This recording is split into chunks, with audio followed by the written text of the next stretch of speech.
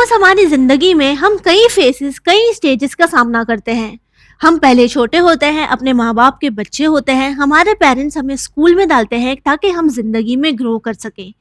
लेकिन इस ग्रोथ के सफर में कई बार अगर हम आज के यंगस्टर्स को देखें तो या तो ये अपने आप को डिप्रेस समझते हैं या एंजाइटी का शिकार समझते हैं, या तो फिर ये सोचते हैं कि मेहनत करके मिलेगा ही क्या, हमें तो बस फेलियर ही नसीब होना है। इस नेगेटिव माइंडसेट की वजह से हमारी कम्युनिटी के, हमारे माशरे के सितारे अपने मकाम तक नहीं पहुंच पाते। जिंदगी के सफर में जब हम आगे बढ़ते हैं तो हम शादी के मकाम पर पहुंचते हैं और यहाँ पर उस रिश्ते जहाँ पर जरूरत होती है मोहब्बत की, उसे हम तब्दील कर देते हैं ईगो क्लैशेस में, जिसकी वजह से फिर हमारी जिंदगी, हमारी मेंटल हेल्थ, हमारा इमोशनल वेलबींग हमें खराब होता हुआ नजर आता है। इन मसलों को किस तरह हल किया जाए, इन मसलों का सल्यूशन हम लेकर हाजिर है हमारे प्रोग्राम यूथ पेट्रोल में। और हमेशा की तरह इस बार भी चैनल विन के स्टूडियो में मौजूद है डॉक्टर अली अकबर घबरानी, जो कि एक काउंसलर और साइकोथेरेपिस्ट है। तो आइए सबसे पहले आपका इस्तकबाल करते हैं। अस्सलाम वालेकुम। वालेकुम अस्सलाम वरहमतुल्लाह। How are you doctor? Good, आप कैसी हैं? अल्हम्दुलिल्लाह। अल्लाह शुक्र अल्लाह। Shall we start? प्लीज। जी, हमारा पहला सवाल रिलेशनशिप से जुड़ा हुआ है। My partner and I keep arguing over small issues and it's affecting our relationship. How can we overcome ego clashes and build a more harmonious connection? Viewers, इनका कहना है कि ये और इनके पार्टनर छोटी छोटी बातों पर अक्सर आर्ग्यूमेंट करते हैं, झगड़ा करते हैं, और ये ईगो क्लैशेस की वजह से हो रहा है। साथ ही ये भी चाहते हैं कि ये अपने रिश्ते को बेहतर बनाएं, तो क्या करना चाहिए? आप फिर से मेरे लिए क्वेश्चन दोहराएंगी? जी, और स्लोली हैं। Okay. My partner and I argue over small issues and it's affecting our relationship. How can we overcome ego clashes? Ego clashes capital में। जी, आप रुक जाइए। ईगो क्लैशेस कैपिटल में है। जी, आगे बढ़िए। And build a more harmonious connection. Very good question, और बहुत ही मतलब आज का क्वेश्चन है। समाज, Absolutely. सोसाइटी में जो हो रहा है जी, वो क्वेश्चन है। So thank you very much my dear, आपने ये क्वेश्चन उठाया। ईगो क्लैशेस, जी, दो ईगो होगे तो क्लैश होगा। जी, अगर एक पार्टनर, ओके, मैं, I am talking about me, मैं अगर मेरा ईगो इस कंपटीशन के अंदर से निकाल दूं, ओके, विड्रॉ कर लो खुद, विड्रॉ कर लूं, जी, तो एक ही रहेगा, तो क्लैश नहीं होगा। विद द इंटेंशन कि मैं हार जाऊं और मेरा पार्टनर जीत जाए। क्या बोला मैंने? मैं हार जाऊं, मेरा क्योंकि पार्टनर ईगो जीत मैंने जाए। निकाल लिया विद दैट इंटेंशन। जी, क्योंकि इंटेंशन, लास्ट सेंटेंस आपने क्या बोला कि ये जो भी लिख रहा है क्वेश्चन, जी, वो चाहता है या चाहती है कि हमारी लाइफ हार्मोनियस रहे, बिल्कुल ठीक, सुकून हो। तो इंटेंशन उसका ये है। तो जी। इंटेंशन में मुझे सबसे पहले ये करना पड़ेगा कि मेरा ईगो विड्रॉ कर लिया विड्रॉ जाए। करना पड़ेगा विद द इंटेंशन कि मैं मेरे पार्टनर को जिता दूं, मैं हार के उसको जिताऊं। बिल्कुल, कि आपने बताया कि हम लोग आर्ग्यूमेंट करते हैं। जी, आर्ग्यूमेंट का मतलब क्या?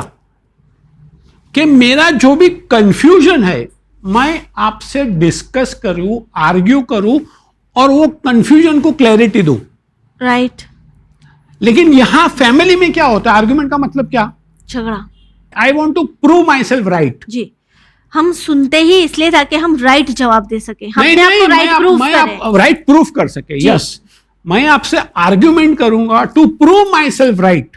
जी, तो आर्ग्यूमेंट का इंटेंशन क्या होना चाहिए? कि हमारा जो कंफ्यूजन है उसको मैं दूर करूं। बिल्कुल, देखियो, इंटेंशन जब ये होगा ना कि नहीं, आर्ग्यूमेंट का इंटेंशन है कंफ्यूजन क्लियर करना, तो इंटेंशन क्लियर होगा तो कंसंट्रेशन क्लियर होगा, बिल्कुल, आर्ग्यूमेंट का सब्जेक्ट क्लियर होगा, तब जाके रिलेशनशिप बेटरमेंट में जाएगी। तो पहले ये सोचे कि आर्ग्यूमेंट एक सोल्यूशन तक पहुंचने के लिए, ना कि राइट प्रूफ करने के लिए। आर्ग्यूमेंट कंफ्यूजन को दूर करने के जी। लिए है, राइट प्रूफ करने के लिए, जी। रॉन्ग प्रूफ करने के लिए नहीं है। जी, और ये होगा only when your intentions are clear. नीयत साफ होगी तो। अब ये होगा कैसे? जी, फैमिली में मैं आपको बताता हूं कि खाली मेरा एक सेंटेंस आप लेके जाओ। ओके, 97%, कितना परसेंट? 97। आप सुनो, सुनने के पहले आपको साइलेंस लर्न करना पड़ेगा। वही नहीं होता ना, हम बोलने के लिए रेडी रहते हैं। नहीं, अगर मेरी वाइफ मेरे से कुछ आर्ग्यूमेंट करती है तो मैं क्या करता हूं, वो जैसे बोलती है ना, मैं मेरे दिमाग में उसका आंसर प्रिपेयर करता हूं। जी मतलब मैं उसको सुनता नहीं हूं, मैं उसको अंडरस्टैंडिंग करने के लिए सुनता नहीं हूं. I am preparing myself to answer, which is wrong. वो क्या बोलते हैं, उसका इंटेंशन क्या है. कभी कभी हो सकता है कि उन्होंने अपने इमोशन भी साथ में जोड़ दिया और जज्बाती अल्फाज बोल दिए जी. लेकिन अगर मेरा इंटेंशन है कि नहीं, शी इज माई पार्टनर, मैं समझता हूं, let her vent out. She is not a bad person, जी. बट हो सकता है उसका अप्रोच जो है वो रॉन्ग है. वो पॉल्यूटेड अप्रोच हो. जी. अगर इतनी समझदारी आ जाए और 97% अगर मैं सुनूं उसको, तो बहुत सारे, खाली एक ही मेरे पास आज सॉल्यूशन लेके जाना. Silence is the key. 3% you speak.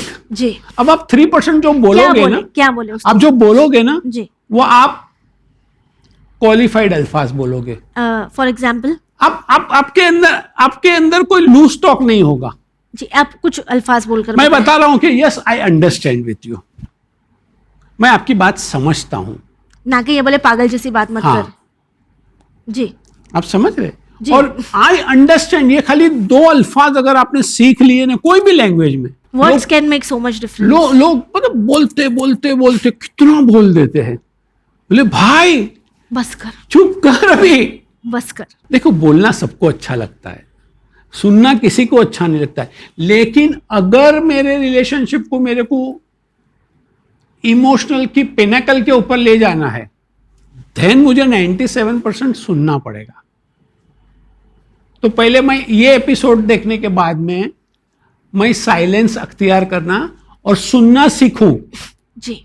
एक मतलब अगर ये मैंने सीख लिया ना, तो ये ईगो क्लैशेस होंगे ही नहीं. आप हार्मोनियस लाइफ जो आपका इंटेंशन है ना, आप बिल्कुल जी लोगे इंशाल्लाह, आराम से पहुंच जाओगे इंशाल्लाह. एंड एवरीबडी है, ये खाली एक क्वेश्चन के लिए, क्वेश्चन तो बहुत क्वालिफाइड क्वेश्चन है और बहुत घरों का मसला है. बहुत, हर एक मतलब जी. जी. मैं 97% घर की बोलता हूं तो कहानी है. 97% यही मसले होते हैं. बिल्कुल ठीक. अच्छा, इसी से डिवोर्स भी होती है, एब्सोल्युटली. इसी से जन्नत भी मिलती है, इसी से घर में खुशियां भी घर आती है. जन्नत बन जाता है. बिल्कुल ठीक. अल्फाज इतने अहम हैं. एब्सोल्युटली. व्यूअर्स, आपसे आखिर में बस यही कहना चाहेंगे कि हमें बचपन से लर्न टू स्पीक कहा गया है, लेकिन जिंदगी के एक पड़ाव पर आकर we need to learn to stay silent. हम सुनना सीखे, खामोश रहना सीखे, दूसरों की फीलिंग्स को वैलिडेट करना सीखे. हर बार जरूरी नहीं है कि ईंट का जवाब पत्थर से दिया जाए. काफी बार ये भी जरूरी है कि हम सामने वाले की बातों को 97% तक सुने और 3% जवाब दें, और वो 3% भी कुछ इस तरह का हो जिसके जरिए हम अपने पार्टनर के इश्यूज को वैलिडेट करें, उन्हें समझें और कोशिश करें उन्हें क्लैरिटी देने की. Right doctor? Please will move on to the next question. बिस्मिल्लाह. My doctor has prescribed me anti-anxiety pills, but according to my friend, it is really risky to take this medication when one is only 18 years old. He said that there is a lot of side effects. So I really want to know, what is your opinion? Is this medication, can a doctor prescribe this medication to a 18-year-old boy? Viewers, इनका कहना है कि इनके doctor ने इन्हें anti anxiety medications दी और इनके दोस्त ये मानते हैं कि ये बहुत रिस्की है, इसके बहुत साइड इफेक्ट्स है और 18 साल का लड़का ये दवाई खा नहीं सकता. तो वो ये जानना चाहते हैं कि जो डॉक्टर ने इन्हें मेडिसिन लिखी है, क्या वो ठीक है, ये 18 साल का लड़का खा सकता है? आजकल जो है ना, चाइल्डहुड डिप्रेशन बहुत रैम्पेंट है. ओके. तो छोटे छोटे बच्चे लोग को हम एंटी डिप्रेशन देते हैं जी. आप तो एंजाइटी पे हो, डिप्रेशन में भी नहीं हो, तो ये डॉक्टर ने अगर आपको पिल्स दी है या कुछ भी प्रिस्क्राइब किया है, तो आपको डॉक्टर की सुननी है या आपके फ्रेंड की सुननी है? दोस्त ने कहा है कि नहीं खाना है.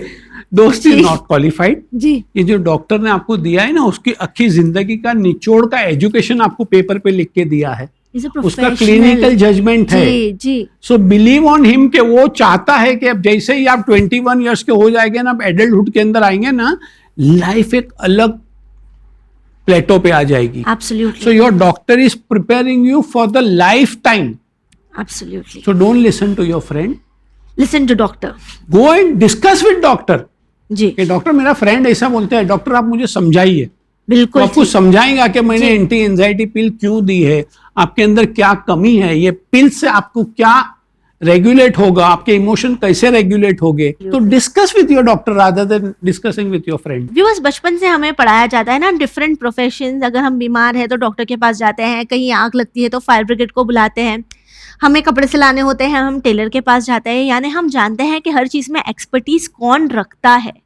तो जहाँ बात हमारी हेल्थ की आती है, हम क्यों डॉक्टर के अलावा किसी और को ये डिसाइड करने देते हैं कि हमें क्या लेना चाहिए, कौन सी दवाई खानी चाहिए या नहीं खानी चाहिए।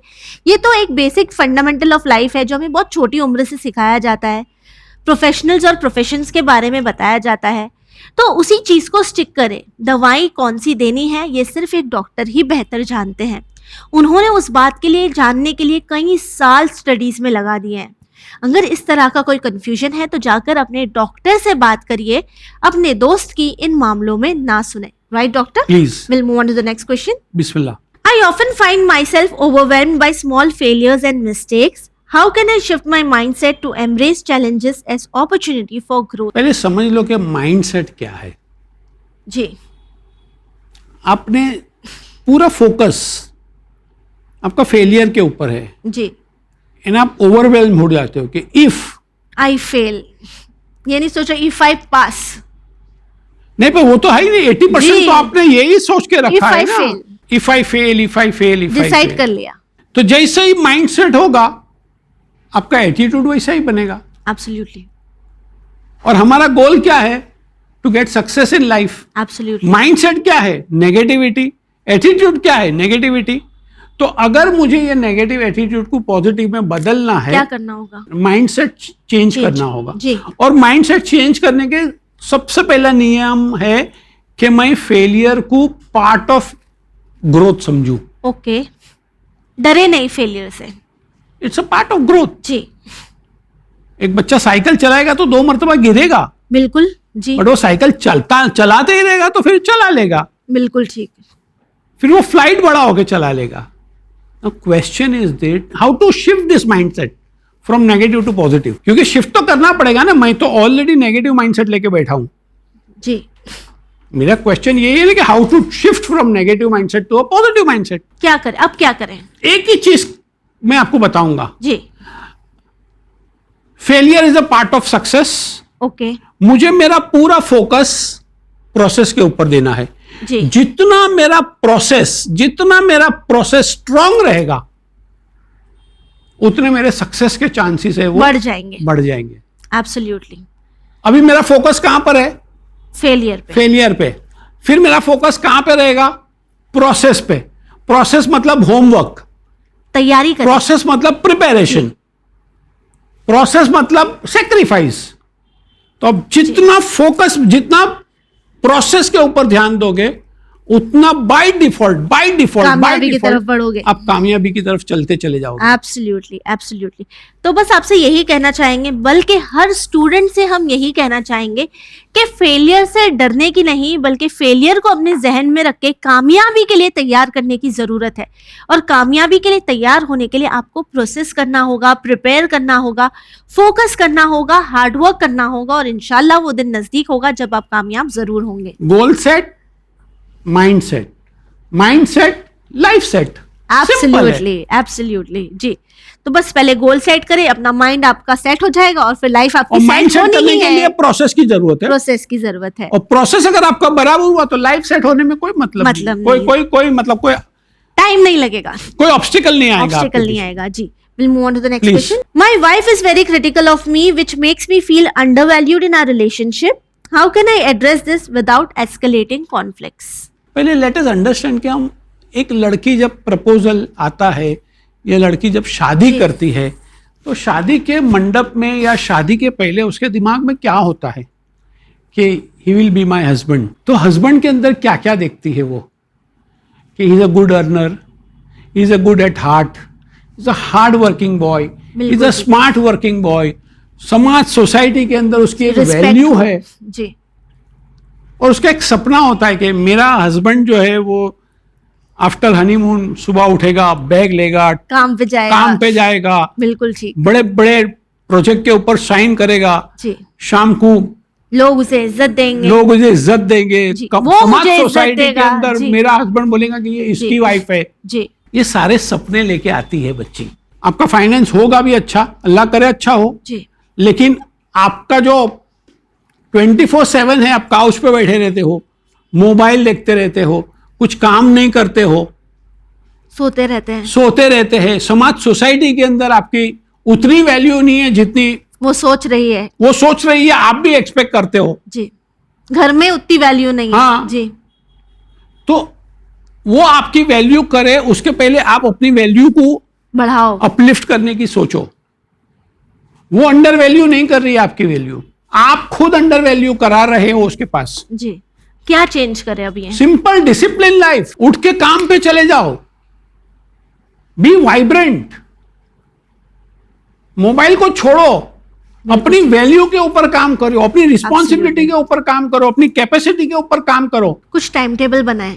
डिसिप्लिन मैंने बोला जी, ना, जी। Simple as that. जी अगर कुछ काम नहीं है ना, फिर भी घर से निकल जाओ, सुबह घर की एनर्जी से निकलो, you will see the difference. आपका ये Absolutely. क्वेश्चन है ना, जी। आप खुद अपनी लाइफ की वैल्यू करने लगोगे, बिल्कुल ठीक। दुनिया तो बाद जी, में करेगी। जी आज कई लोगों का ये मसला है कि हमारे हस्बैंड बैठ कर पूरा वक्त टीवी देखते हैं, फोन में रील स्क्रॉल करते हैं, हम बात कर रहे होते हैं तो भी फोन में ही देख रहे होते हैं, वॉशरूम फोन लेके चले जाते हैं, घंटों घंटों निकलते नहीं है।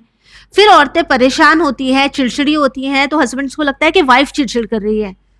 अच्छा, मैं कहां परेशान करता हूं?